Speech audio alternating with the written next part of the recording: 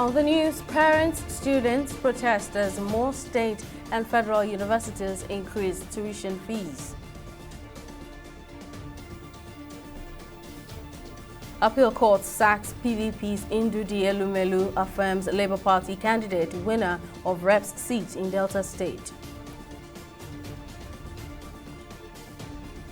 And federal government predicts heavy rainfall, flooding in 13 states and 50 communities.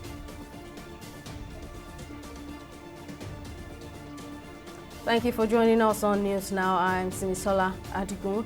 As tertiary institutions across the country begin a new session next week, parents and students have continued protest over the hike in tuition fees amid a worsening economy. The Academic Staff Union of Universities, ASU, has also warned about the likelihood of mass dropouts of students following the hike in fees by the universities across the country. Similarly, the National Parents Teachers Association of Nigeria has cautioned federal universities across the nation against the fee hike.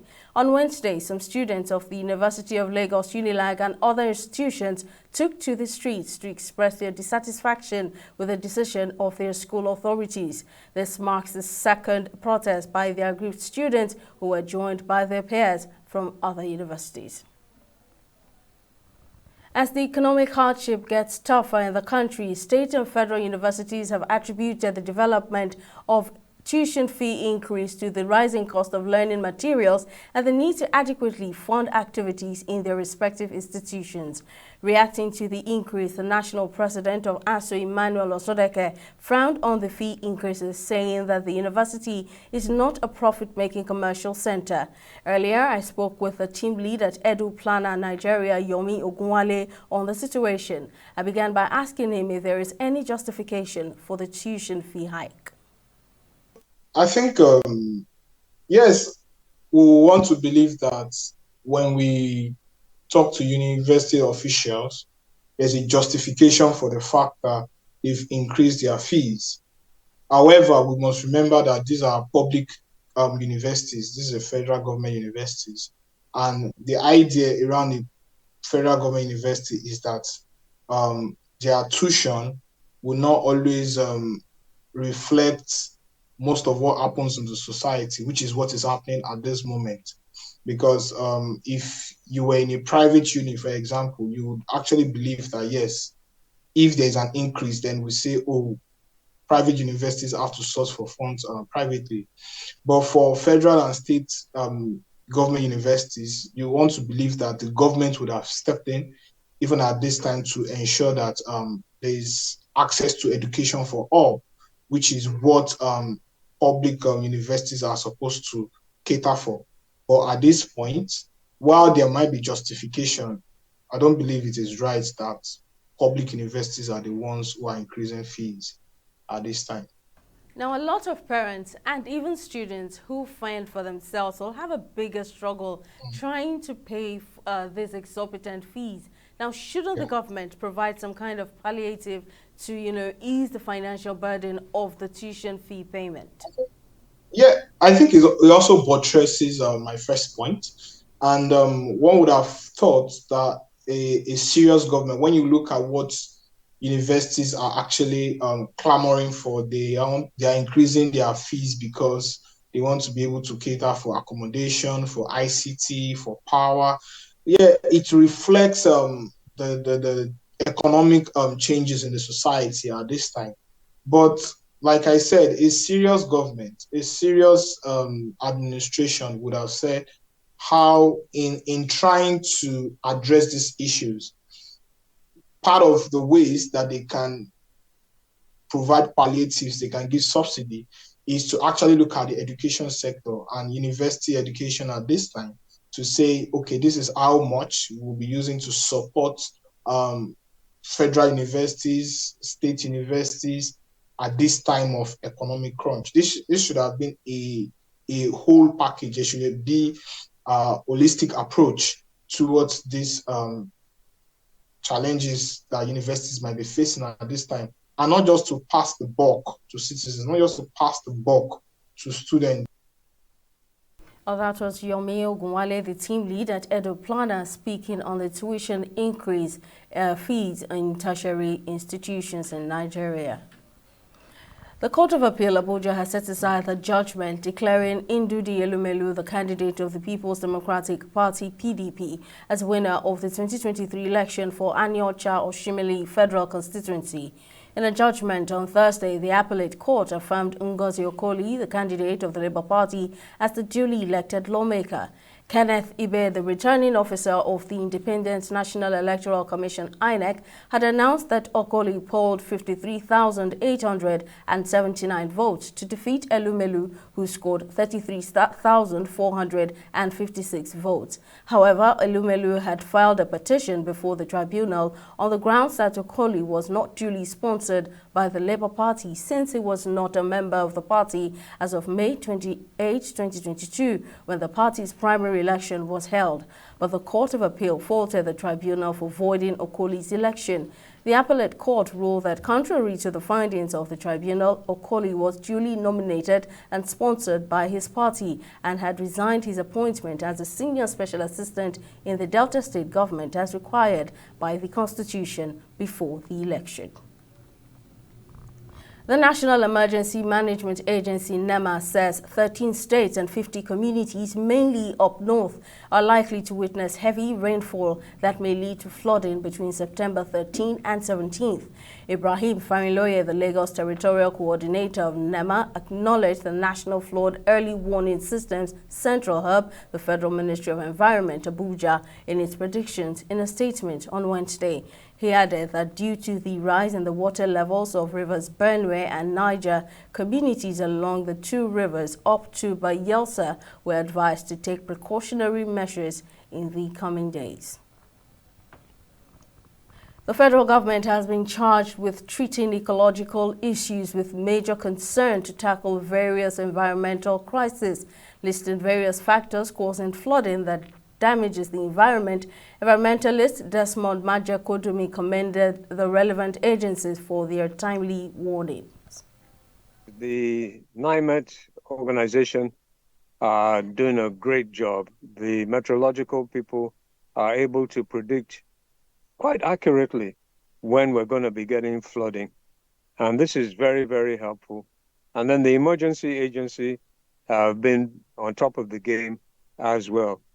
However, the challenge is that we're definitely going to be getting more floods, simply because when you have more heat, you have more evaporation. When you have more evaporation, you're going to have more rain falling.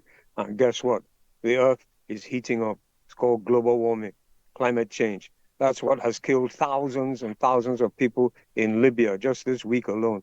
Rain that should have fallen over a period of 8 months fell in 2 days. So we have to be up to the task to ensure that that shall not happen in our own dear beloved Nigeria. We need to get the thoughts into our consciousness, into our mind, that we must play a far more efficient and responsible role when it comes to interacting with nature. And unfortunately, we as human beings, we as Africans, we as Nigerians, we are not doing that nearly enough. And what we're seeing is the reaction of nature to our negative activities, particularly massive amounts of pollution into the atmosphere, but also not doing the necessary remedial measures like ensuring that the drainage systems are well placed and that they're effective and clean and able to do the job of draining the water. But also something that's very, very important. You know, it's a symbolic for us. Our flag is what? Green, white, and green. There's a reason why green is 2/3 of our flag, because Nigeria originally is a green nation, but we have abandoned that. We've abandoned the land, and we have destroyed so much of our greenery, so much of our trees and our forests. And these trees and forests play a vital role in the miraculous life support system of this earth. So we need to go back to greening our beloved nation, planting millions and millions of trees and protecting the ones that are there. So cut the pollution, plant the trees to suck out the pollution that's there, and we still have great hope that we shall not experience the kind of terrible, terrible tragedy that the Libyans are going through right now. In security, the Defense Headquarters has reiterated its resolve to protect citizens as well as villages, towns and cities from the violence of terrorists and other violent extremist groups. The Director, Defense Media Operations, Major General Edward Buba, expressed the resolve during a press conference on the activities of the Nigerian troops across the country. While he assured that the Nigerian military will not falter in its responsibilities, Buba maintained that their ongoing operation remains critical to their effort in ensuring peace and security. The military will continue to recruit. The military will continue to train. The military will continue to deploy.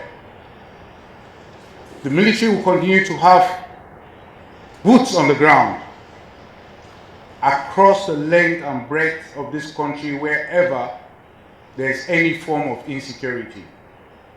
And we will bring overwhelming military force to bear on whatever individual groups that are creating impediments, insecurity in our country. You can be assured of that. Amid the current economic hardship, parents have expressed distress brought about by the pressure to send their wards back to school following the hike in fees and the prices of necessary items. But at Morit International School, located in Ajegunle, Lagos State, tuition fees are not paid in cash, but through plastic bottles. This unorthodox style not only eases financial burden on parents, but also produces environmentally responsible children for the future. Our correspondent, Sydney Okafor, has more details in this report. For Patrick Mbamara, the proprietor of Morit International School, the institution serves as a solution to the two major problems in his community, Ajegunle, the growing number of out-of-school children and too many plastic bottles on the roads. A graduate of Pure and Industrial Chemistry from Imo State University, Owerri, Patrick, who also teaches at Morit, says the idea of collecting plastic in exchange for school fees also reduced illiteracy in Ajegunle. We started as cash, collecting cash, a profit-making business, but along the line, they were still not making payments. I had to introduce my initiative. I saw plastics as cash lying around, and nobody knows that this is cash. So I spoke to our parents during one PTA meeting. They all agreed. The ones that did not agree, I asked them in their offices, they can help us gather this plastic. They can even use this plastic to pay the school fees of other kids. After collecting waste plastic from parents, Patrick sells it to a recycling company.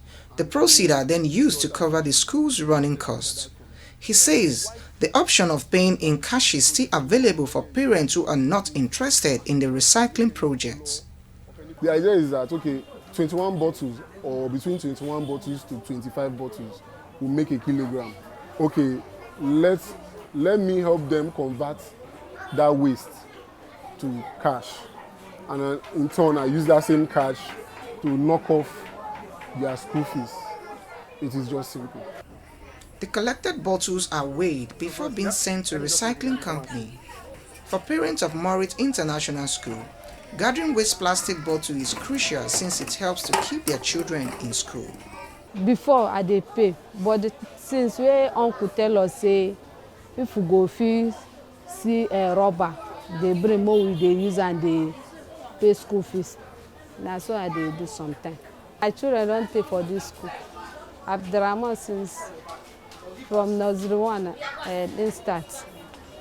Now in dey for primary 3. The twins sef dey primary 1, and they use the rubber. They pay their school fees sometimes if I no get money. I have 3 children attending Morit International School, and I use waste plastic bottles to pay their school fees. Waste plastic bottles are very important to me as I use them to pay my children's school fees. Today, People in neighborhood voluntarily gather discarded plastic bottles from the street and give their recyclables to the school, which cater to preschool and primary level students. He says donations have been very helpful as the bulk of money is used to pay off debt and settle bills to keep the school going. Sydney Okafor, TV360, Lagos. The First Lady of Edo State, Betsy Obaseki, has called on all stakeholders in the fight against gender-based violence to unite and selflessly commit to curbing the menace in the state, making the appeal at a workshop organized by the Ministry of Justice in collaboration with the Attorney General Alliance Africa held at the John Oyegun Training Center in Benin City. The First Lady said the state has established all the necessary apparatus to combat the menace of gender-based violence. A board member of the Attorney General Alliance Africa, who spoke of the far-reaching consequences of gender-based violence, emphasized the need to raise the male gender with values that prevent them from becoming perpetrators. I'm so happy to see so many men in the audience, because guess what? It's our fault, right? Gender-based violence is predicated by mostly men, and we have the power to change it. So many times we want to pretend that the issues of gender-based violence and sexual assault are issues related to women and women's issues, and we push those issues towards women to solve. But the reality is those solutions lies with us. It lies with young boys, and teaching them how to respect young girls. A short break is up next, but still to come. World Food Programme commits $2.5 billion to fight hunger in Nigeria. Stay with us for details. News Now will return shortly.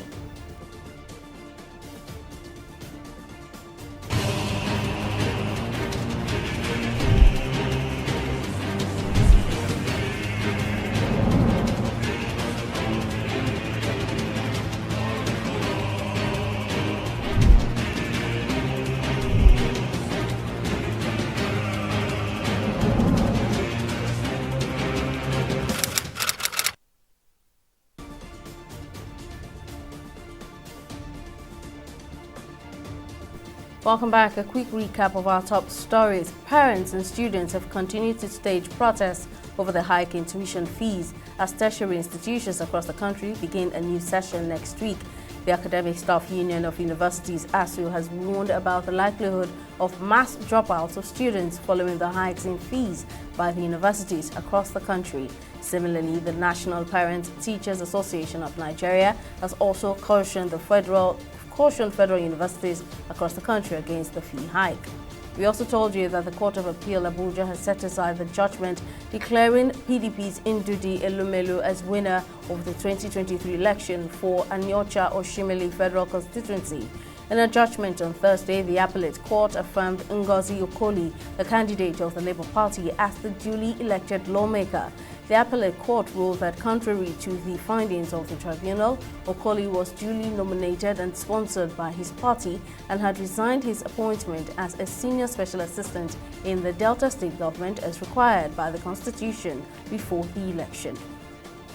In case you missed any of our news bulletins or for more updates, you can catch us on Limex World TV or log on to our website on www.tv360nigeria.com. You can also follow us on our social media platforms on Twitter, Instagram, and YouTube at TV360 Nigeria, or download our mobile app on Google Play Store and Huawei App Gallery. On Facebook, we're at TV360 Online.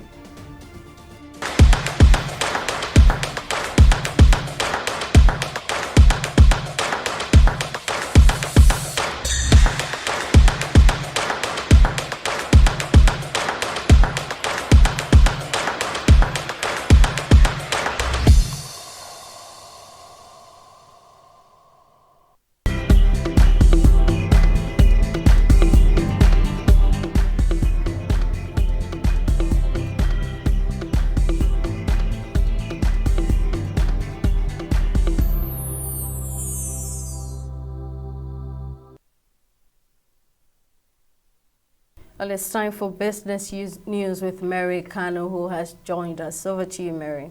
Many thanks, Simisala. Welcome to Business News. With over 133 million people in Nigeria affected by multidimensional poverty, the World Food Programme says it is committed to spending $2.5 billion in the fight against hunger in Nigeria for the next 5 years. This was made known by the country director of the WFP, David Stiffson, when he led a team of the United Nations agency to pay a courtesy visit to the Minister of Humanitarian Affairs and Poverty Alleviation, Betta Edu. Stiffson said that 2.1 million Nigerians have already been identified as program beneficiaries. The humanitarian minister commended the WFP country director for the visit and financial support, saying that Zero Hunger is one of the projects her ministry has initiated as part of poverty and humanitarian response efforts. The Minister of Transportation, Saidu Alkali, has pledged to use all administrative means at his disposal to work with the Controller General of the Nigerian Customs Service and the Chairman of the National Salaries, Income and Wages Commission for the prompt implementation of the increased special allowances for Nigerian railway workers approved by the President. Alkali, who spoke in a press conference at the Nigerian Railway Corporation complex in Lagos, also said that the ministry will take advantage of an array of bilateral and multilateral agreements between Nigeria and several countries on trade, technology transfer, and many other fields of human enterprise to facilitate the development of the rail transport subsector. I am assuring you that through personal contact in official capacity and using administrative machineries, I will reach out to the Controller General of Nigeria Customs Service and the Chairman, National Salaries, Income and Wages Commission to facilitate the removal of the custom building at APMT terminal and ensure speedy implementation of the presidential approval of increased special allowances for the railway. As part of the strategies to sustain this laudable endeavor, the Federal Ministry of Transportation will take advantage of huge number of bilateral and multilateral agreements within Nigeria and several countries on trade, commerce, transfer of technology, construction engineering services, and many fields of human enterprise to facilitate the development of rail transport subsector as a catalyst of operationalizing the substance of such international agreements. We'll take a break and be back with a review of the stock market. Stay with us.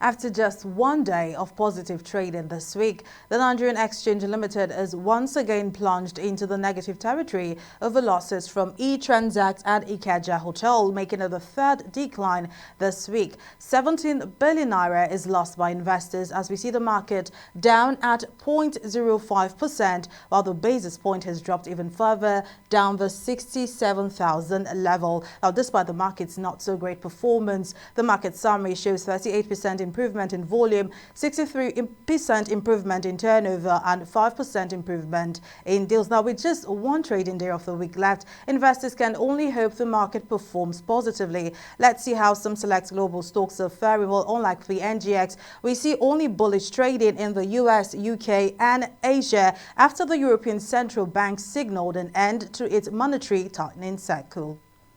And that's the stock market report. Simisala, back to you now for the rest of the news. Thank you very much, Mary, for the update. And on the global scene, Libyan authorities have expressed fears that the death toll from the devastating flood that swept across the eastern parts of the country could climb to 20,000. Major parts of Dana, which is home to approximately 100,000 people, has been the worst hit. Meanwhile, the United Nations World Meteorological Organization says most of the thousands of deaths in Libya's flood disaster could have been averted if early warnings and emergency management systems had functioned properly. The UN added that with better functioning coordination in the crisis-racked country, warnings could have been issued and the emergency management forces would have been able to carry out the evacuation exercises, avoiding most of the human casualties. Taiwan has said China flew 68 military aircrafts and sent to Navy vessels and sent 10 Navy vessels into areas around the self-ruled island in what happened to be a second day of military training drills led by the Shandong aircraft carrier. Beijing, which views Taiwan as its own territory, has not ruled out the use of force to achieve its goal and has stepped up military and political pressure on the democratic island in an attempt to reinforce its claim of sovereignty. Taiwan's defense ministry has said some of those planes and warships were heading to an unspecified area of the Western Pacific to conduct joint sea and air trainings with the Shandong aircraft carrier. China has not officially commented on any military exercises being conducted in the area. Well, up next is Entertainment Report on News Now.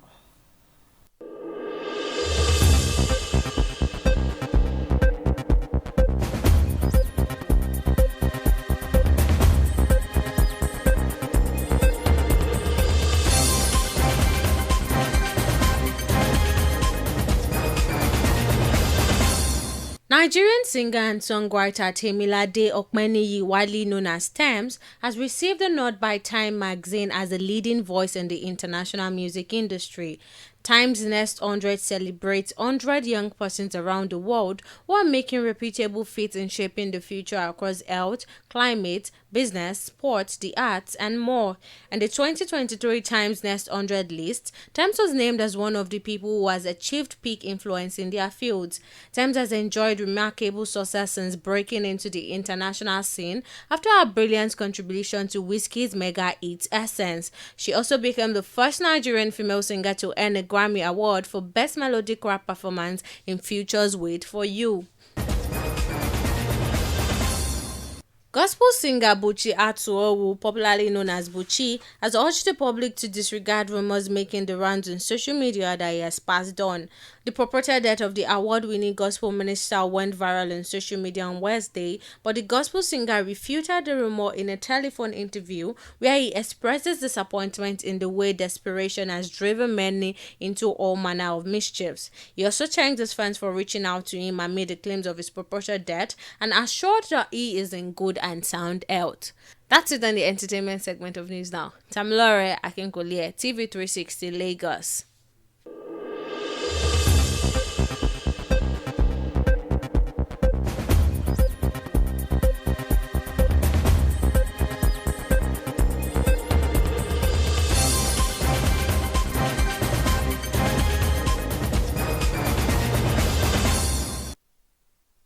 And on sports, Nigeria Super Falcons defender Ashley Plumpton has joined Saudi club Al Ittihad on free transfer, having left Leicester City. Plumpton, who played all 4 Nigerian matches at the Women's World Cup, is one of the Saudi Women's Premier League's most high-profile signings. The versatile player departed Leicester City, where she spent the last 3 seasons following the expiration of her contract at the King Power Stadium at the end of last season. The Nigerian scored her only goal of the season in Leicester City's women's 4-0 rout of Liverpool ladies in their Barclays Women's Super League game in May.